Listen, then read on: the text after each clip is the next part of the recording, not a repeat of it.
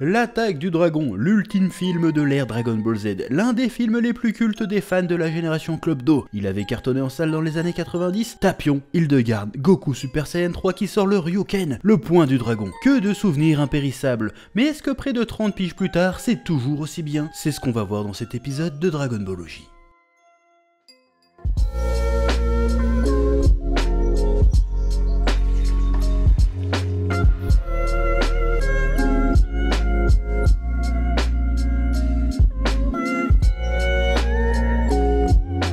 Salutations tête de nage, je suis le chef, bienvenue dans Dragon Ballologie, l'émission entièrement consacrée à Dragon Ball et à son univers. Aujourd'hui on poursuit notre rétrospective des films OAV DBZ en attaquant le tout dernier film de l'ère Dragon Ball Z, l'attaque du dragon. Excuse-moi. Oui? Techniquement, c'est pas vraiment le dernier film Dragon Ball Z, étant donné que Battle of God et Fukatsu no F sont estampillés Dragon Ball Z. Je le savais, mais c'était une omission volontaire pour que les gens me le rappellent dans les commentaires. Oui. Autant pour moi. D'ailleurs, même si nous avons très bientôt fait le tour des films, nous n'avons pas encore évoqué les OAV, si ce n'est le plan d'éradication des Super Saiyans, mais il était un peu particulier celui-là, donc nous sommes encore loin d'en avoir fini avec cette rétrospective. Oui. Nous en avons déjà parlé lors de l'épisode précédent, mais ce film est sorti en salle chez nous le 31 octobre 1995. Ce film était accolé à Fusion et il a traumatisé ma génération. Ces deux films ont été pour la majorité des gens de mon âge leur tout premier film DBZ. Pour ma part, ce n'est qu'après ce film que j'ai découvert tous les autres, donc il revêt une importance toute particulière à mes yeux. C'est donc avec beaucoup de tendresse que nous allons le remater aujourd'hui. C'est parti. Le film s'ouvre sur une course-poursuite entre des malfrats et Grid Saiyaman accompagnés de Grid Saiyaman 2. Évidemment, les malfrats se font défoncer et les Grid Saiyaman font leur danse débile. Alors, il s'agit là de la première apparition de Videl en Grid Saiyaman 2, et c'est une création originale pour l'anime qui sera repris plus tard dans des BGT. Bon, j'ai rien contre le principe que Videl et Gohan forment un duo de justiciers, pourquoi pas. En revanche, j'ai un problème avec le concept de Grid Saiyaman 2. En effet, Videl est déjà connue de tous, sous son vrai nom et son vrai visage, comme étant une justicière à Satan City. Quel intérêt pour elle de se déguiser et de prendre un pseudonyme pour combattre le crime à côté de Gohan? Il y en a pas en fait, c'est complètement débile pour le coup.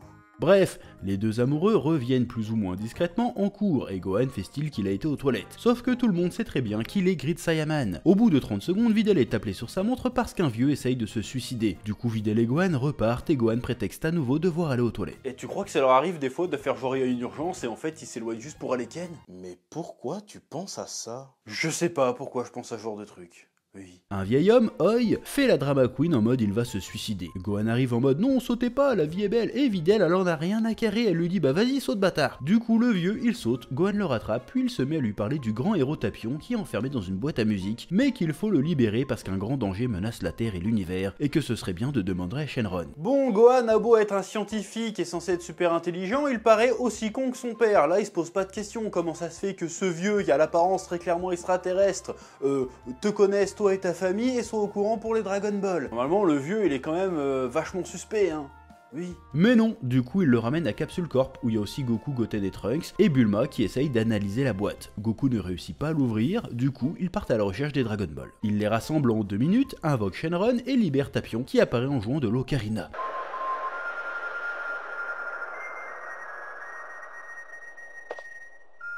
Le vieux fou n'avait pas exagéré. Ce garçon sort de l'ordinaire. Cette musique est parmi les plus cultes de DBZ, et c'est pas peu dire vu à quel point les OST de DBZ sont incroyables. D'ailleurs, c'était la musique que je mettais tout le temps en fond dans mes vidéos il y a quelques années. Ah, la nostalgie. Ouais. Tapion est vénère, il menace Oi avec son épée et dit « Pourquoi tu m'as libéré? Renferme-moi vite !» Oi fait « je peux pas, la boîte elle est cassée » et du coup Tapion se tire pas content. Plus tard, Trunks et Goten apportent de la bouffe à Tapion qui se planque dans une usine désaffectée, mais il fait toujours la gueule, du coup les gamins s'enfuient. Pendant ce temps, la ville est attaquée par une paire de jambes de monstres géants et Gohan et Videl l'affrontent. Ils sont où, Goku et les autres? Bonne question. Gohan passe en mode mystique et réussit à prendre l'avantage sur le monstre en faisant beaucoup plus de dégâts que le monstre lui-même. D'habitude, c'est justement pour éviter de tout ravager qu'il se débrouille pour mener des combats dans des lieux désertiques, mais bon apparemment là ils ont oublié cette règle. En même temps, combattre un monstre géant c'est beaucoup plus cool à regarder quand il y a des immeubles qui pètent quand même. Ah, c'est pas faux. Mais soudain, la mélodie de Tapion résonne et le monstre s'évapore. Gohan aperçoit Tapion au milieu des ruines et Videl voit une silhouette mystérieuse sur les toits, mais il la laisse s'échapper. Mais enfin, mais rattrapez-le! Gohan, t'as une vitesse de fou! Rattrape-le, interroge-le! C'est clairement suspect ce truc là quand même! Pourquoi vous restez sur place plutôt que de rattraper le mec? Parce que va te faire foutre! Pendant ce temps, Trunks essaye encore d'apporter de la bouffe à Tapion et il l'envoie encore chier. Puis il s'endort malgré lui. C'est là que la partie haute d'Hildegarn, le monstre géant, commence à se libérer. Mais Tapion récupère son ocarina et recèle la bête grâce à sa musique. Je me souviens de la première fois que j'ai vu cette scène au cinéma. Je me suis chié dessus. L'apparition d'Hildegarn est incroyable. On sent la violence du monstre et la terreur de Tapion. Et cette musique, bon sang de bonsoir, elle tabasse tellement. Puis nous avons une scène où Videl et Bulma font la vaisselle. Bon déjà, cette scène est intéressante parce que techniquement, nous avons 2 milliardaires qui font eux-mêmes leur vaisselle. De plus, Bulma, qui est à la tête d'une des entreprises à la pointe de la technologie, ne possède visiblement pas de lave-vaisselle. Mais cette scène est aussi très intéressante de par le dialogue qu'il y a entre les deux femmes. J'ai l'impression que mon fils lui apporte de la nourriture en secret. Il a dévalisé le frigo. C'est trop mignon, il est en adoration devant Tapion. Il aurait aimé avoir un grand frère comme Sangoten. Il m'en parle souvent. En fait, je crois qu'il se sent seul. Je sais exactement ce qu'il ressent, on est pareil. Moi aussi, je suis enfant unique. Je n'aime pas le savoir la nuit dans ces ruines. Je me fais pas de soucis pour lui, Trunks est courageux. Oui, vous ne rêvez pas, nous avons un semblant de propos sur le développement d'un personnage dans un film Dragon Ball Z. C'est incroyable. On retrouve Tapion encore en train de jouer sa musique.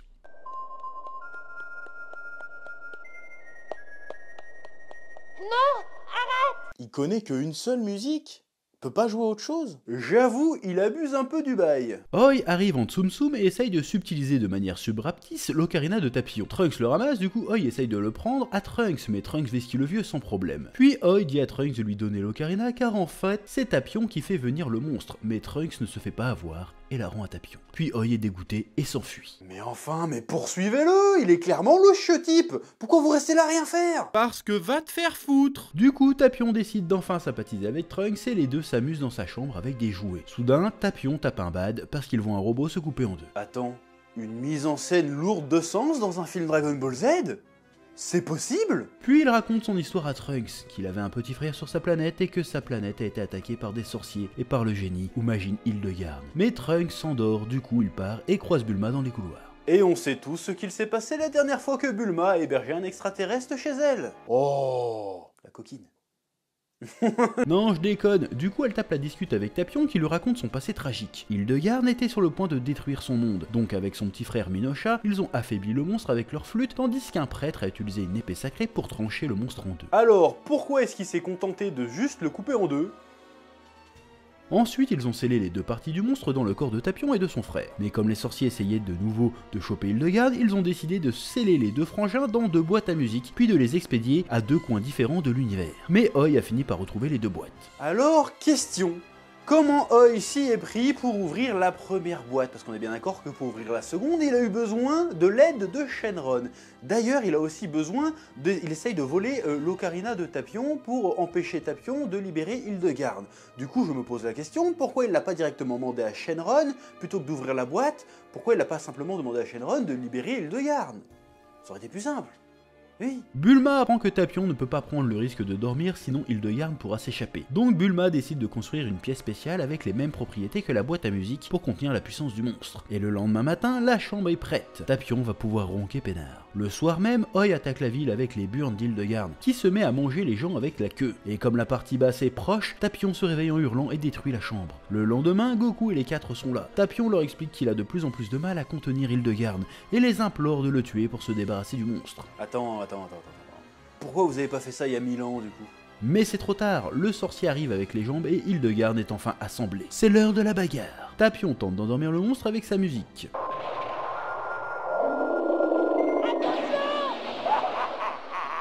Elle commence pas à te saouler un peu cette musique? Un tout petit peu. Sauf que cette fois-ci, ça ne marche pas car Hildegard assemblée est trop puissant. Goku et Goten foncent sur Hildegard mais il l'esquive en se changeant en fumée puis leur met des giga patates dans la face. Puis Goku et Goten se changent en Super Saiyan et Gohan en Mystic Gohan. Je le précise parce que nous sommes bien d'accord que normalement, le plus puissant des trois à ce moment-là, c'est censé être Gohan. On y reviendra. Hildegarn chope Gohan et commence à l'écraser quand soudain il est sauvé par une attaque d'un nouveau personnage. Le moment Piccolo? Et non, c'est Vegeta. Putain, c'est vrai, mais il était passé où tout ce temps? Aucune idée. Et du coup, Piccolo, il est où? Aucune idée. Et du coup, Vegeta, il s'en sort? 3, 4. Il se fait défoncer. Il tient même pas une minute, ce fils de pute. Goten et Trunks fusionnent en Gotenks SCJ3 et bombardent Hildegarn qui se prend tout dans la tronche et se retrouve pétrifié. Sauf qu'en fait, c'était une mue dont Hildegarn sort transformé en une espèce de sauterelle géante démoniaque encore plus balèze qu'avant. Hildegarn gifle Gotenks tellement fort que ça le fait défusionner. Puis il chope Gohan pour l'écraser. Mais pas de panique, Videl vient à son secours. Ouais, man.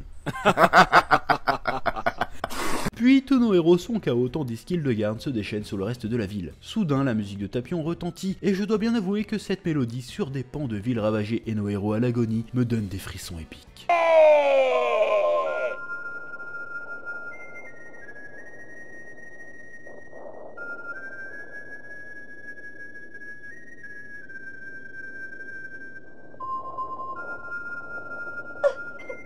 Si c'est un cauchemar, aidez-moi à me réveiller.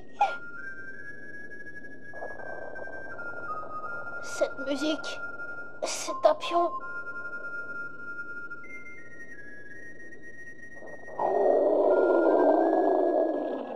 Tapion joue face à Hildegarn et cette fois-ci pour une raison inconnue, la musique réussit à atteindre le monstre qui finit par se faire sceller dans Tapion. Tapion galère à retenir Hildegarn, il tend son épée à Trunks et l'implore de le tuer pour se débarrasser définitivement du fléau. Trunks en larmes finit par accepter de porter le coup de grâce à son nouvel ami pour sauver l'univers. Une scène poignante, pleine d'héroïsme, de sacrifice. Sauf qu'Hildegarn parvient à s'échapper avant et écrase Oi le sorcier. C'est là que Goku se change en Super Saiyan 3. Et Trunks utilise l'épée de Tapion pour trancher la queue du monstre. Trop stylé. Mais oui. Le monstre souffre pour la première fois. Trunks s'apprête à continuer l'offensive mais il est interrompu par Goku qui lui somme de lui laisser ce combat. Mais quoi? Mais pourquoi? Mais oui, c'est complètement con. Trunks a la seule arme capable de blesser le monstre. Et de plus, le film est clairement centré autour de Trunks et Tapion. Ça aurait été logique que ce soit Trunks et Tapion, de par leur relation, qui triomphent du monstre. Goku, c'est clairement un personnage secondaire dans ce film. Pourquoi c'est lui qui doit à tout prix filer le coup de grâce à Hildegarn? C'est n'importe quoi. Pourquoi vous faites ça? Ok, la scène du point du dragon, une attaque inédite inventée pour le film, était stylée, mais je suis désolé, ça n'a rien à foutre là. Déjà parce que ça ne respecte pas les échelles de puissance, parce que si Gohan Mystique et Gotenks se font one-shot par Hildegarn, y a pas moyen que Goku et CJ3 gagnent, parce que oui, c'est le moins fort des trois. Et en plus, c'est une occasion manquée de, pour une fois, faire gagner le combat par quelqu'un d'autre que Goku ou ses fils. Ah, c'est vraiment dommage de partir en couille comme ça sur la fin. Mais oui. Bref, le point du dragon one-shot Hildegarn, la paix sur Terre revient et ils vont ressusciter des milliers de victimes grâce au Dragon Ball. Bah dans un an du coup, vu qu'ils ont déjà invoqué Shenron au début du film. C'est chaud un peu. Puis Bulma donne une machine à voyager dans le temps à Tapion pour qu'il retourne voir son frère 1000 ans en arrière. Mais pourquoi il ressuscite pas juste son frère avec les Dragon Ball? Ah, parce qu'il y a juste ça qui te dérange? Attends, il y a autre chose? Bah, je sais pas, il y a le fait qu'ils vont juste créer une deuxième timeline parallèle qui va sûrement se retrouver avec deux Tapions à la même époque. Et puis surtout, 1000 ans en arrière, c'est exactement la période à laquelle Hildegarn a attaqué et détruit son peuple et sa planète. Donc en fait, le gars il retourne en arrière juste pour vivre la même merde. Et en plus, avant de partir, il offre son épée magique à Trunks. Mais il est con ou bien là? T'as plus ton ocarina, t'as plus ton épée. Tu vas juste crever en fait. Bref, Tapion se barre et générique de fin.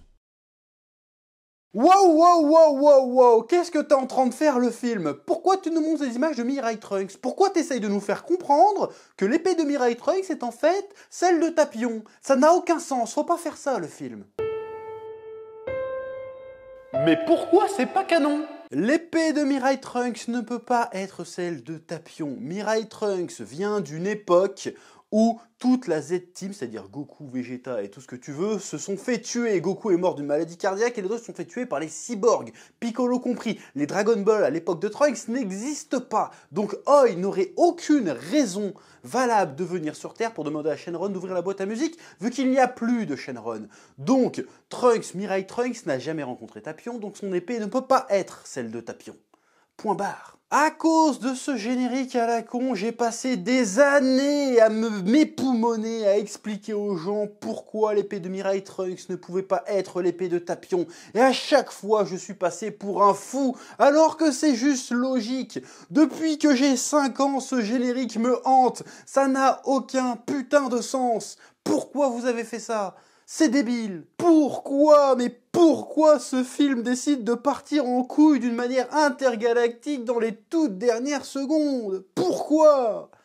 Bref, il est temps de conclure. Mis à part sa fin, qui est un énorme gâchis d'opportunités intéressantes et une succession de trucs absurdement débiles, je crois bien qu'il s'agit là l'un des tout meilleurs films Dragon Ball Z. Nous avons un vrai scénario, de vraies péripéties, des personnages bien écrits, la relation Trunks-Tapion est touchante et fait sens, on a un gosse qui cherche un grand frère et un jeune homme à qui son petit frère manque, le film tourne clairement autour de Tapion, un nouveau perso qui n'est pas dans le manga ou l'animé et qui apporte une mythologie quasiment originale avec lui. Alors je dis quasiment parce qu'on peut voir en Hildegarn un mélange un peu entre la mythologie autour de Majin Buu et un peu de Cell. Quant à Tapion, le héros solitaire et taciturne avec une épée dans le dos venue d'une autre époque, bon, on a compris, mais ça reste frais.